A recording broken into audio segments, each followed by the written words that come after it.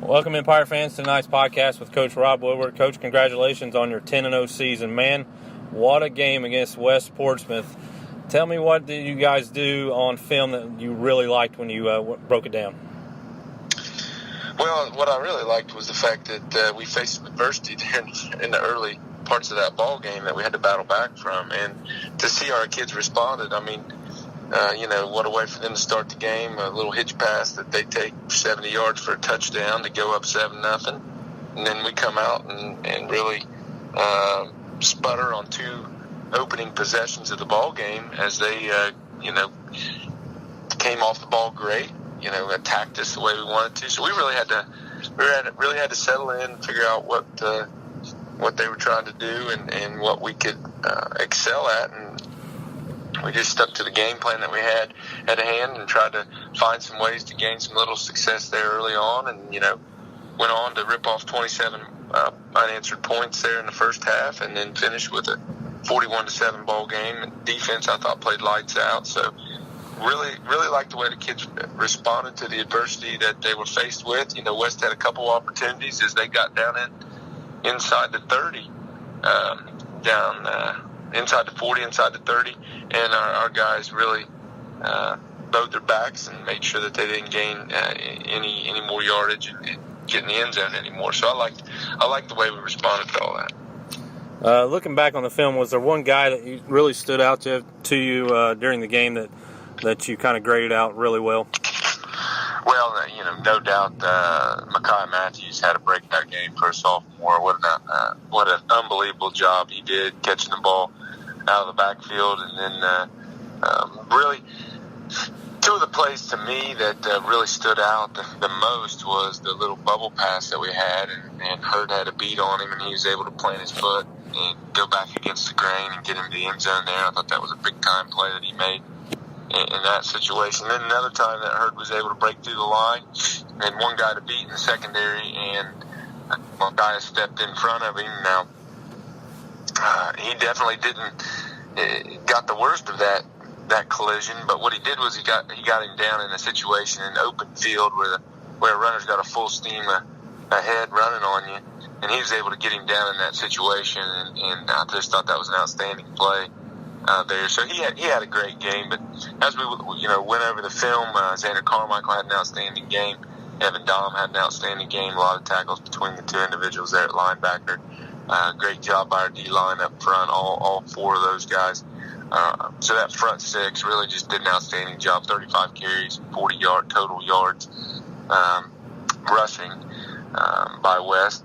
They did connect the ball on some passes and pass plays. And they had a big catch there that we actually were flagged for pass interference on as well. They made up some big plays there at different times. But I really thought that Trent Sayers, while he was under pressure at times, stepped up in the pocket, did well on offense. Holden, while he was held in situations, limited in yardage, he was still coming up with some big catches when we needed to. Cole Lowry, we were able to utilize him at different times. Avery Deneni on his blocking downfield. So there was just a lot of contributions in the game that, again, our players continue to be unselfish and just want to go out and make sure they put together a great ball game. Coach, you move on to your third season, as you've always alluded to throughout the season, and this is the time that it's everything has to be concentrated because it's one and you're done. But I know you are always a coach that takes everything the same approach each week. Is there anything else that you do, maybe perhaps more or less, when it's a playoff game? Actually, nothing more or less. As we move through this postseason play, I want to try to start, being able to back off a little bit on some of the things that we do, because you're talking about 14 weeks of football that these guys will be playing. It's so tough as a coach. You want to maintain their strength. You want to maintain their conditioning. You want to maintain their mental and physical preparation on what kind of things they're going to see. But at the same time, as it starts to get colder, it starts to get daylight hours are dwindling away. We want to try to make sure that we keep our kids' energy where it needs to be. But we got a great group of guys that love coming out and preparing. And they did a great job already earlier this week as they start to get ready for it. So no, ultimately we don't really change things. We just try to heighten, try to really generate that positivity, that energy, and harness that and direct it to where it needs to be to get ready for the next opponent. Coach, we'll leave the scouting report between you and your coaches and not give anything away this week. But any final thoughts before we get off this week? I can't say thank you enough to the assistant coaches that I'm blessed to have be on our staff. The hard work that they put in, I like to think of myself as a hardworking coach, but again, I'm blessed with 7 other guys that just work endlessly at trying to make sure that they help their players to be the best they can be.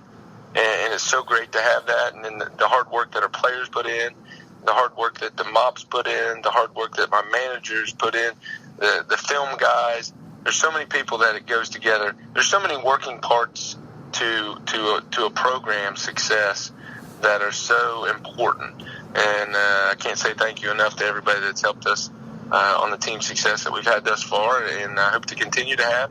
And I know that we'll be working hard as a coaching staff. Our players will be working hard, and everybody else behind the scenes as well too. So looking forward to as many more games as we can get in. That's Coach Rob Woodward with his week's thoughts on the final regular season and into the playoffs. And if you can't attend the game at Ed Miller Stadium this Friday night, you can tune into BurghFan.com. Go Pirates. Thank you, Coach. Thank you.